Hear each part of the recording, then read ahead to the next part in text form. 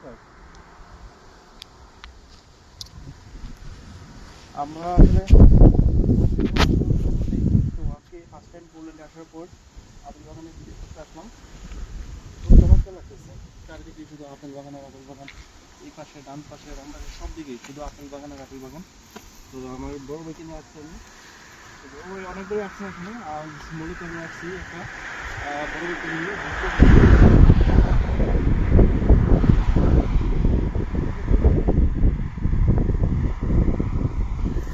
এই যে এইদিকেও খুব সুন্দরভাবে গোছানো আপেল বাগান।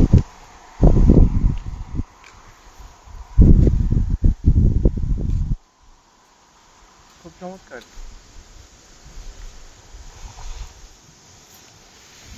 যদিও আমাদের এলাও এই পুরা এরিয়াটাই হচ্ছে কি আপেল বাগান। এই চারিদিকে এটা হচ্ছে একটা বাগান, মানে রাস্তার ডান পাশে রাস্তার বাম পাশে এটা হচ্ছে একটা একটা। তো এই চারে মানে পুরোটা এরিয়াই এটা আপেল বাগানের এরিয়া। তো বিলোয়ার্সকা জায়গার নাম হচ্ছে বিউরাওয়াস্কা। বিলোয়ার্সকা। তো ওই জায়গাটা আসলে মূলত আপেল বাগানের জন্য বিশিষ্ট, মানে কি বলে, খুব প্রসিদ্ধ। প্রসিদ্ধ ইয়েটা আপেল বাগানের জন্য।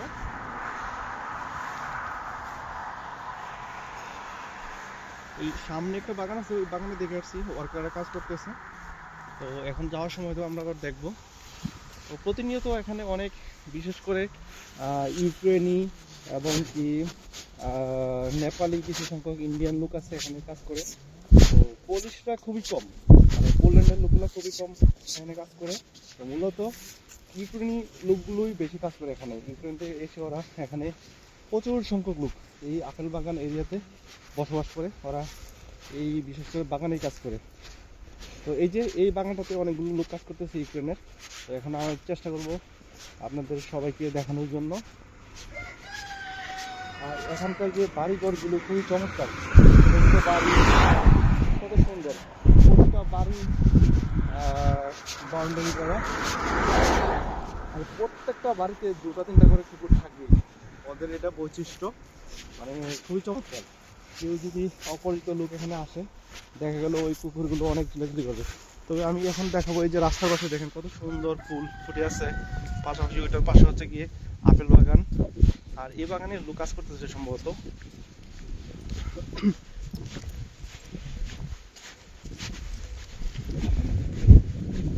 এইটা হচ্ছে গিয়ে এটাও একটা খুব এটা ওইরকম বড় আপেল বাগান না, এটা ছোট পরিসরে। তবে এখানকার এই পুরোটা এরিয়া আপেল বাগান। পাশাপাশি রাস্তার আশেপাশে দেখা যাচ্ছে গিয়ে এই যে লোকগুলো কাজ করতেছে আপেল বাগানে, ওদের কাজ শেষ করে